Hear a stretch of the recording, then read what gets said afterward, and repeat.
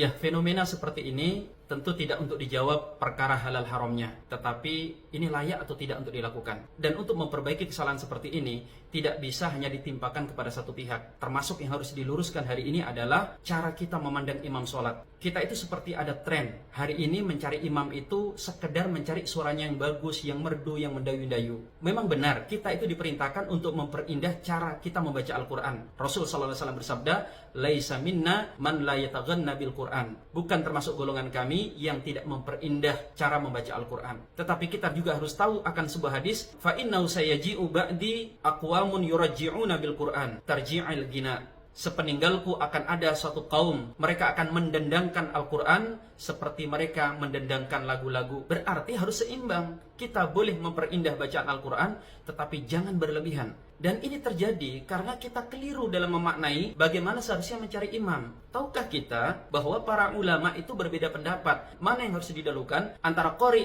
ahli qiraat Al-Quran, dengan ulama untuk menjadi imam. Ingat ya, kalau disebut qori, itu bukan qori seperti yang sekarang kita kenal, yang melagu-lagukan Al-Quran, tetapi ahli qiraat. Memang kalangan Hanabilah mengatakan bahwa ahli qiraat didahulukan dari imam. Kenapa? Karena keumuman sabda Nabi SAW, ya umul qaum aqra'uhum li kitabillah. Mengimami satu kaum yang paling pandai membaca kitabnya Allah. Namun para ulama yang lain, khususnya dari kalangan Syafi'iyah, Hanafiyah, mengatakan tidak, ulama didahulukan dari ahli qiraat. Karena hadis tadi itu yang dikatakan pandai membaca ayat bukan cuma yang pandai secara lafaz, tetapi mengetahui hukum-hukumnya. Dalil selanjutnya dikuatkan dengan sebuah hadis, in saratkum an tuqbala salatakum falya umma ulama'ukum fa innahum wahdukum fima bainakum wa baina rabbikum. Kalau kalian ingin salat kalian mudah diterima oleh Allah, maka jadikanlah ulama-ulama kalian sebagai imam-imam salat kalian, karena mereka adalah pengatur urusan kalian dengan urusan Tuhan kalian. Maka kalau kita ingin mencari yang ideal, carilah yang paham ilmu fikih salat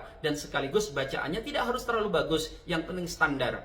Daripada kita hanya mengejar suara, tapi kemudian banyak hal yang terlewat, termasuk adab-adab. Bahkan saya mendapati beberapa kali imam-imam muda, mungkin karena tidak tahu hukumnya, dia melakukan namanya tankis. Dia bolak-balik urutan surah atau ayat-ayat Al-Quran saat mengimami tarawih.